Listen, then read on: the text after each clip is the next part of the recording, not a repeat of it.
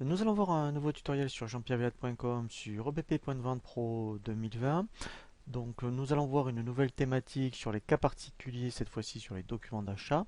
Et nous allons voir maintenant les bons de réception partielle. Alors c'est dans la même philosophie que donc, les bons de livraison partielle, où là par exemple on va commander 5 logiciels et en fait on n'en reçoit que 4 par exemple demain.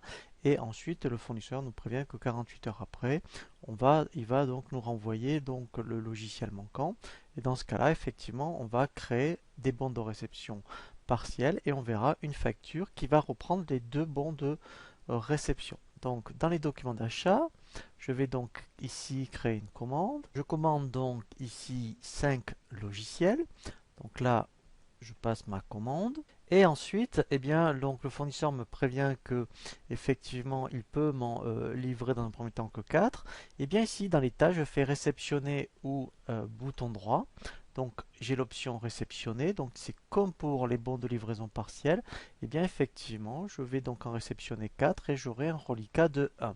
Donc ici, je clique sur la petite flèche pour développer la commande. Voilà. Et ici, dans quantité à réceptionner, je saisis 4. Donc ici, vous voyez, je vais bien avoir un reliquat de 1. Donc ici, il va bien me créer un bon de réception. Donc là, je fais enregistrer et fermer.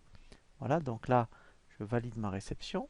Voilà, donc là, il me crée bien le bon de réception pour 4 logiciels. Alors, avant donc effectivement de générer le bon de réception pour donc, le logiciel manquant, vous pouvez suivre les reliquats. Donc ici, quand on est dans achat, dans le menu impression. Ici, après, vous avez, vous voyez, planning des réceptions, planning des livraisons et réceptions. Donc là, vous pouvez suivre à la fois les livraisons partielles de vos clients et aussi les réceptions partielles. Voilà, donc ici pour les ventes, si je veux suivre que les livraisons partielles, je décoche donc les autres statuts. Et pour les achats, même principe. Donc là, je décoche. Et ici, je fais aperçu. Comme ça, donc ça, c'est intéressant. Vous le faites soit en début de semaine ou fin de semaine. Comme ça vous permet de gérer vos reliquats.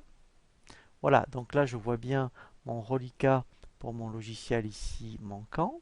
Donc, comme j'avais pas de livraison partielle, voilà, je ne vois que pour l'instant les reliquats pour les réceptions. Et ensuite, donc, si je reviens après dans les commandes, je vais réceptionner donc ici, le logiciel manquant.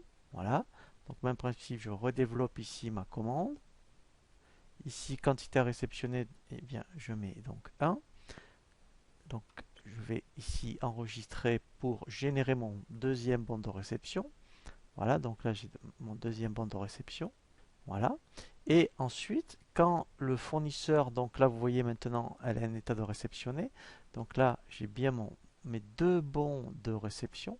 Donc normalement, quand le fournisseur vous envoie la facture, ici, vous allez avoir le détail des deux bons de réception. Donc ici, on fait ensuite regrouper et on regroupe donc sur la facture les deux bons de réception. Donc on se laisse guider par un assistant. Ici, j'ai bien mes deux bons de réception suivants. Et là, ce qui est intéressant, c'est de faire générer un sous-total comme ça. Et bien, effectivement, pour vous, ça sera beaucoup plus lisible lorsque vous recevez la facture.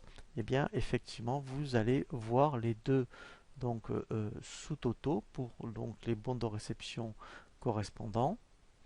Voilà. Et là, vous voyez, au moins en termes de lisibilité, c'est vraiment très clair.